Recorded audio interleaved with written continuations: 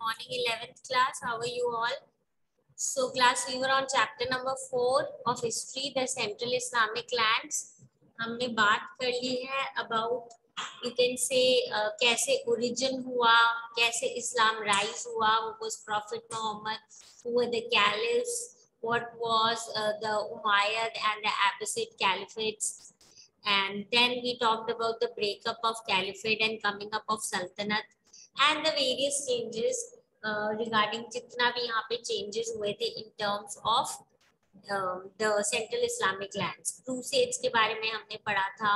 After the breakup of caliphate, sultanate कैसे आई, crusades कैसे हुआ, कैसे relationship between the you can say the relationship between the Muslims and the Christians जो है bitter कैसे हो गई. And then in our last class we did start with the topic relating to economy, agriculture, urbanization and commerce. ठीक है. So now let us talk about the box that is given in your book on page number 93. So I'll ask you all to just open this page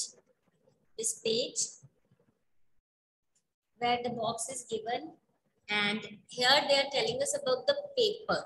Okay. Now हमें initially पता है कि जितनी बार भी हम बात करते हैं written documents की, हम ज़्यादा papyrus की बात करते हैं, and we know कि this was the plant that was found around Egypt, और इससे paper बना के इससे written material use किया जाता था. अब क्या हुआ हम देखेंगे, सेंट्रल इस्लामिक लैंड्स में रिटन वर्क्स बहुत वाइडली सर्कुलेट होता था, एंड स्पेशली अगर हम बोले after the introduction of the paper introduce कैसे हुआ ये देखते हैं. Paper was made from linen. I suppose all of you know we generally also use certain clothes made of linen, है ना. उसके बारे में हम देखेंगे. Paper at that time now was made from linen and it came from China, जहाँ पे इसकी मैन्युफैक्चरिंग होती थी प्रोसेस की. And if you remember, we have studied in the junior classes कि China always kept it a secret कि paper कैसे बनाते हैं. तो it was a closely guarded secret. अब क्या हुआ, 751 के अराउंड मुस्लिम गवर्नर जो थे ऑफ समरकंद, उन्होंने अराउंड 20,000 चाइनीज इन्वेडर्स जो आए थे उनको एज प्रिजनर्स ले लिया अपने अंदर. अब ये जो 20,000 चाइनीज इन्वेडर्स थे, इनमें से कुछ ऐसे थे जो पेपर मेकिंग में बहुत अच्छे थे. तो फॉर नेक्स्ट 100 years इन्होंने क्या किया, दिस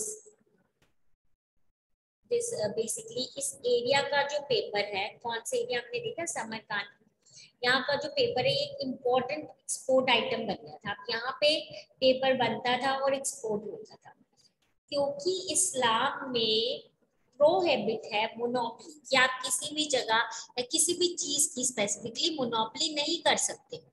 और मोनोपोली क्यों नहीं कर सकते हो आप, simply because there are certain principles that you need to follow when you are talking about these मतलब प्रॉफिट मेकिंग, और इन सब से रिलेटेड कुछ रूल्स होते हैं इन इस्लाम, और इनिशियली बहुत ज्यादा थे. तो उसी का हमने देखा है कि समवेयर इन्होंने बोला है कि क्योंकि मोनोपोली अलाउड नहीं थी, इसीलिए वो मोनोपोली नहीं रख पाए, और जिसके कारण क्या हुआ कि ये वाली जो मैन्युफैक्चरिंग की टेक्निक है ये पूरे के पूरे समवेयर इस्लामिक वर्ल्ड में फैल गई थी. ठीक है. So for 100 years Samarkand paper remained an important export item, and since Islam prohibited monopolies, paper began to be manufactured in rest of the Islamic world as well.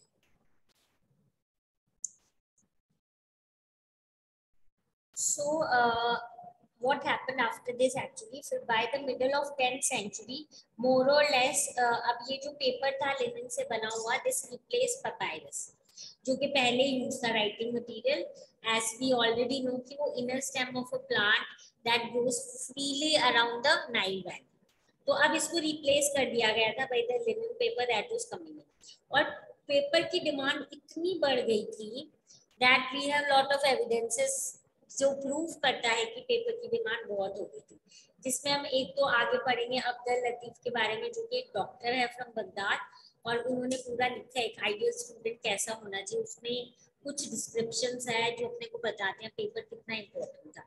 And then एक resident of Egypt है between 1193 to 1207 जिन्होंने ये report किया है कि इतने important हो गए थे ये पेपर कि इजिप्शियन पीजेंट्स क्या करते थे, they robbed the graves to obtain mummy wrappings. हमें पता है इजिप्ट में मम्मीज होती हैं, उनको लिनन क्लोथ्स में रैप किया जाता था, तो उन पेजेंट्स ने रॉब करना शुरू कर दिया था ग्रेव्स को, ठीक है। और मम्मी रैपिंग्स जो कि लिनन की बनी हुई लेती थी, बनी हुई रहते थे, उनको लेके वो लोग जाके पेपर फैक्ट्रीज में सेल करते थे। So here we can see that it was in really great demand, ठीक है। अब हम देखेंगे पेपर जो है ऑब्वियसली इससे बहुत सारे फायदे हुए, specially writing of commercial and personal documents जो है ऑफ ऑल काइंड्स। 1896 में हम देखेंगे बहुत सारा हमारे पास कलेक्शन है रिटन डॉक्यूमेंट्स का, medieval Jewish documents which was discovered in a sealed room। एक सील्ड रूम में डिस्कवर हुआ था, बेसिकली इसको घानिजा बोलते हैं, of Ben Ezra synagogue in Fustat. Synagogue हमें पता है जूइश टेम्पल होता है। अब ये डॉक्यूमेंट जो है वेल प्रिजर्व्ड है। Now we need to understand क्यों वेल प्रिजर्व्ड है, क्योंकि जूइश प्रैक्टिस होती है कि अगर किसी भी पेपर के ऊपर किसी भी पीस ऑफ राइटिंग में गॉड का नाम लिखा हुआ है तो आप उसको डिस्ट्रॉय नहीं करोगे।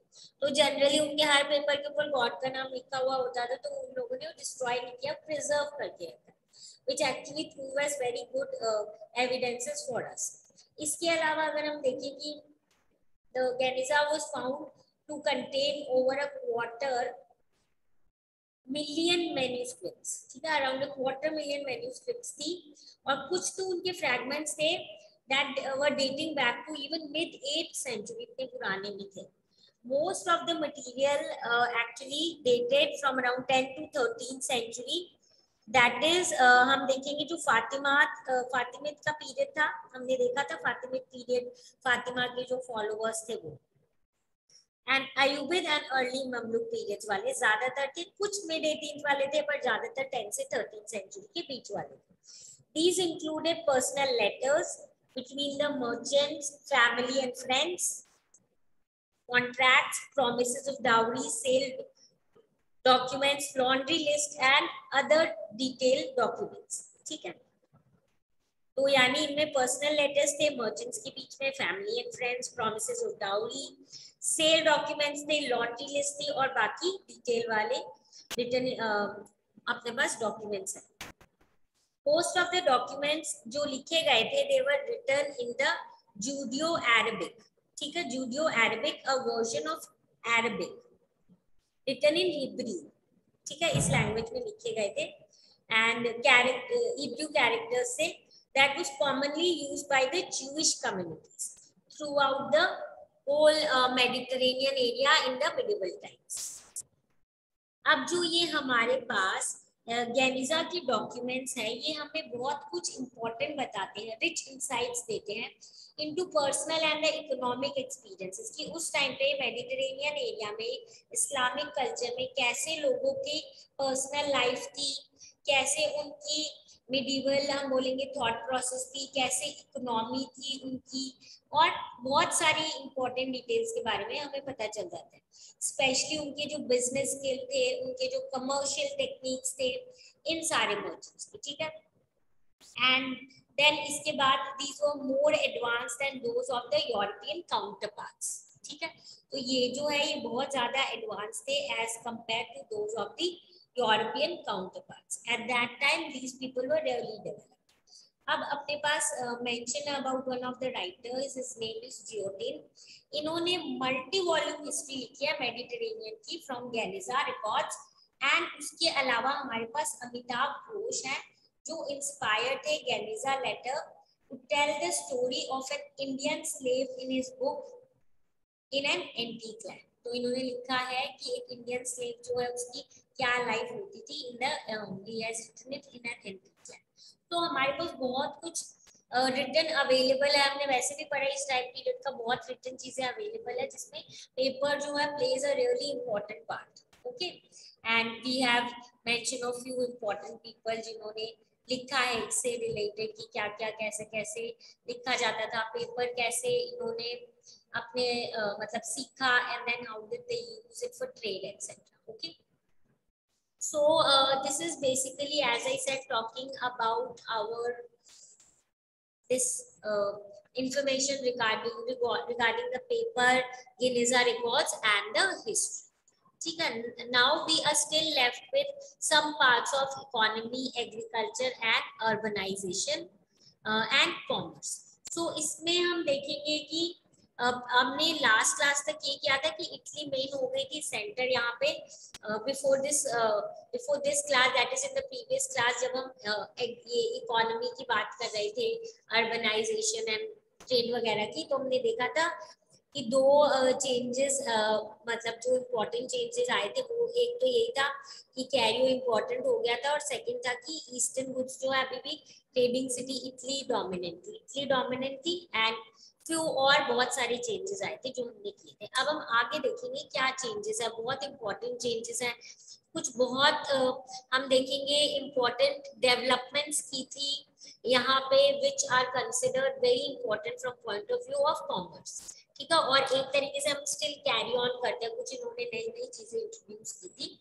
एंड दो डीलिंग, जबकि इस्लाम में कुछ चीजें मना, तो उसको कैसे उन्होंने दूसरे तरीके निकाल के सॉल्यूशंस करके पूरा किया था. एंड उसके बाद we will come to our topic of learning and culture, जिसमें हम बोलेंगे यहाँ पे लर्निंग एंड कल्चर कितना इंपॉर्टेंट था, कैसे डील होता है, कितनी सारी चीजें इस टाइम पे, कैसे लोगों के अंदर अगेन वो चीज आई थी कि एक मुस्लिम को कैसे कंडक्ट करना चाहिए पब्लिक में, प्राइवेट में, और यूनिवर्स की मिस्ट्रीज, गॉड क्या चाहते हैं, कैसे आपको लाइफ जीनी चाहिए, इंटेलेक्चुअल्स कौन थे, ये सारी चीजें जो है लर्निंग एंड कल्चर्स में अपने डिटेल में करेंगे in the latter part of the chapter. Okay, so this is it for today. If you have any doubt relating to whatever we have covered today, just come back with your problems and we'll discuss and solve it. So now meet you all in the next class.